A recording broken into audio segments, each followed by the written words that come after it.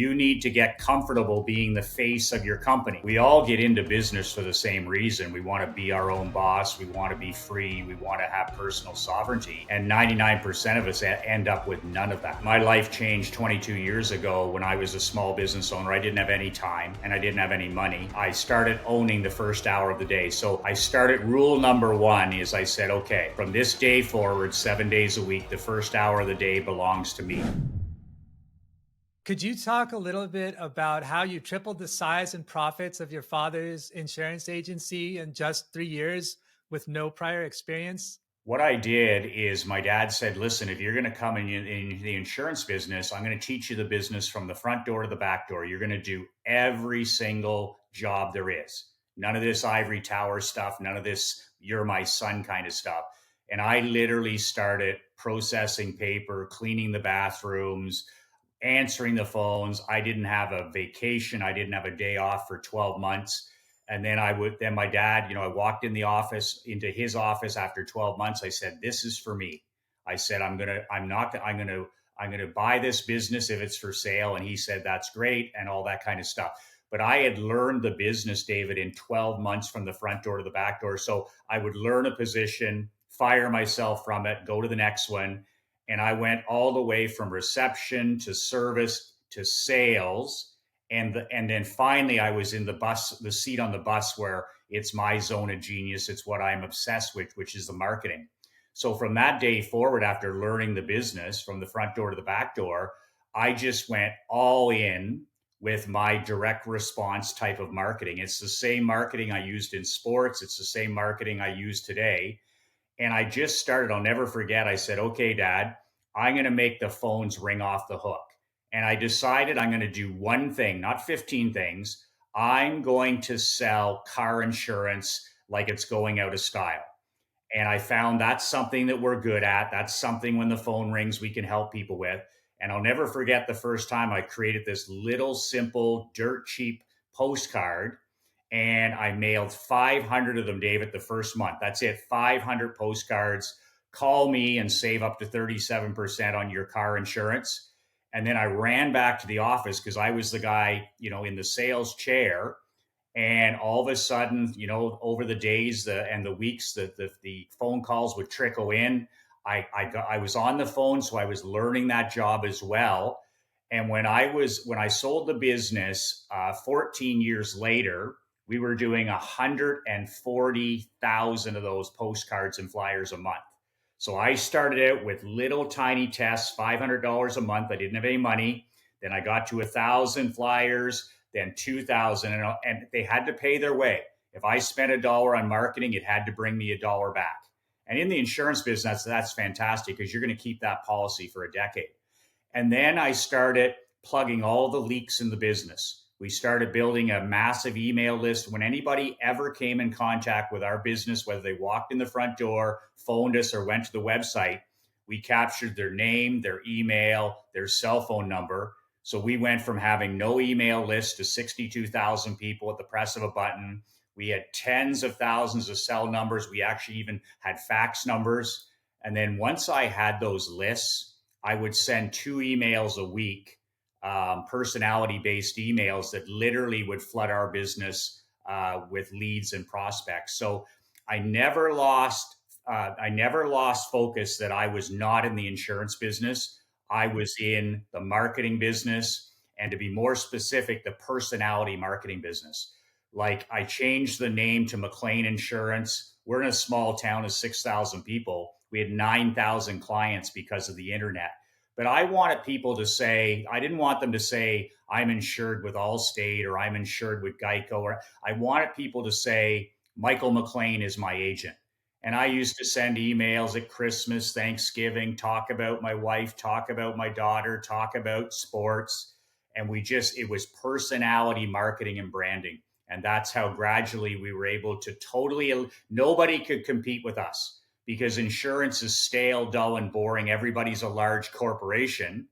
And here's this one guy who's talking about his family. I'm raising funds for the food bank. I'm raising funds for the library. He hardly ever talks about insurance. But then when it was time for people in our community to call about their home or auto or business insurance, we were always at the top of the list. There's a couple of things I take away from that. One is developing relationships and focusing on the customer, working on the personality and value delivery there. Also, the customer acquisition cost, not a small amount of grit and resilience and perseverance. And also sitting in each role, like understanding each role of the business.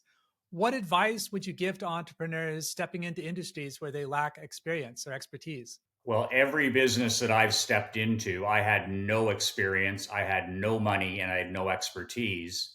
And the number one thing I did in terms of marketing and paying the bills and generating some cash flow is I immediately started building an email list from zero. And it's slowly and gradually from day one. And then that email list would grow from 50 people to 100 to 1,000. I did this in the barbershop business 6, 7 years ago, where everybody that walked in the shop, we were brand new, we didn't have a single customer, but everybody that walked in, we captured their personal information where we could text them, we could email them, we could mail them. And that was all I focused on, that one thing in marketing.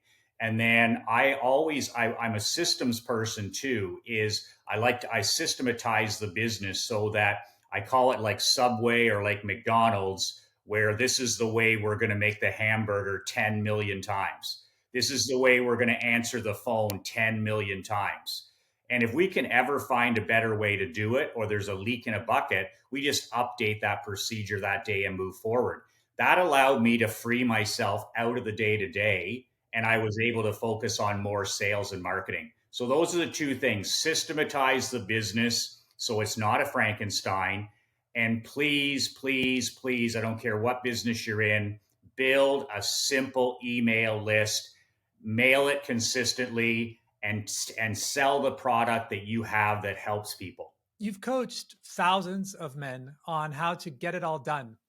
What are your top strategies for balancing business success with personal fulfillment and avoiding burnout? Well, number one, my life changed 22 years ago when I was a small business owner. I didn't have any time and I didn't have any money.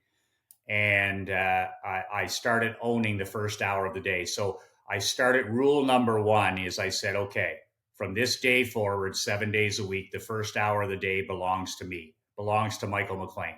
That was the end of David the People Pleasing.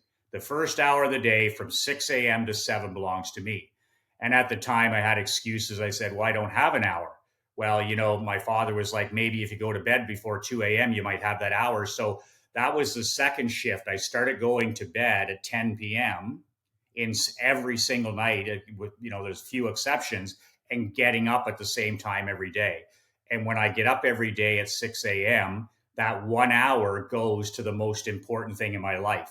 And it's funny, over 22 years, that first hour of the day, which belongs to me, has gone to multiple things. It's gone to walking when I had to lose weight and improve my health.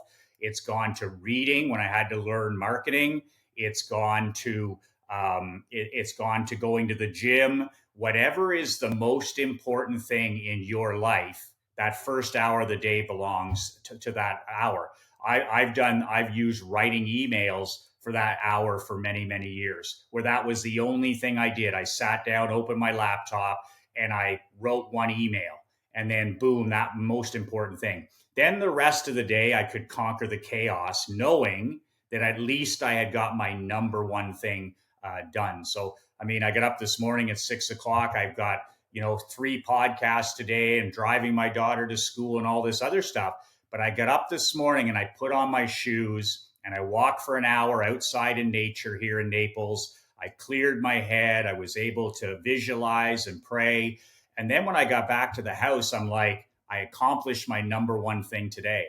And that's that for small business owners, for peace of mind. The first hour of the day belongs to you. If you're having trouble with finding that first hour, make sure consistent sleep, rest is a weapon. You've got to go to bed at the same time every night, and you got to get up at that same time. And when some of my guys have changed that with young kids or whatever, and they get up that 1 hour earlier and they work on that one thing, I can barely recognize their business in a year. All of a sudden, the book gets written. All of a sudden, the sales team gets built. All of a sudden, the business doubles, and all of a sudden, they get in great shape. with the power of 1 hour first thing. What's next for you? And where can the audience find more of your insights and resources? Brassballsvideos.com is my daily email. It's free, and I usually shoot a couple videos a week. You can download a free copy of my book at brassballsvideos.com.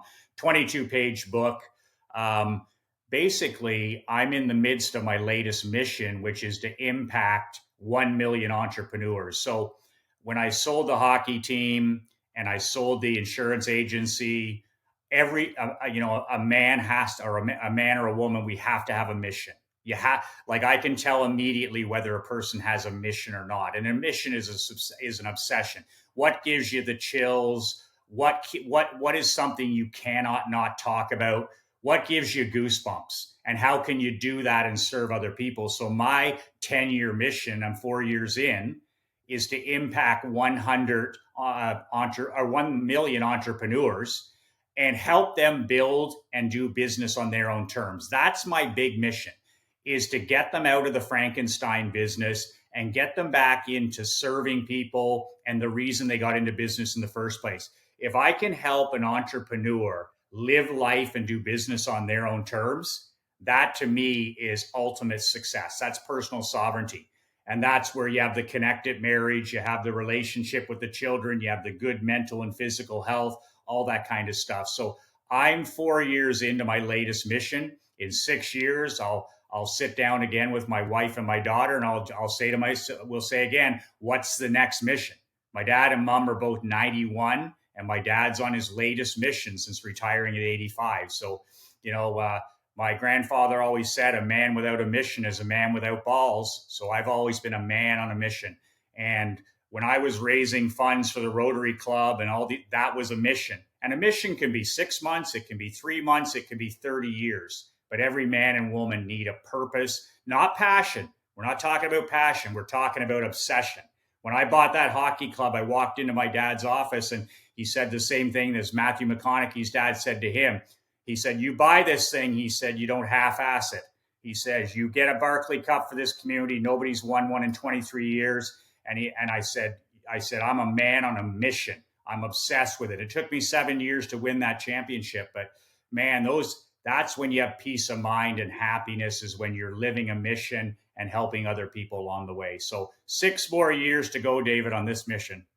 Beautiful. Well, thank you, Michael, for talking with us today. It's really inspiring. Great. And thank you for everything you do with these podcasts, because a tip of the hat to the entrepreneurs, the real heroes in this story.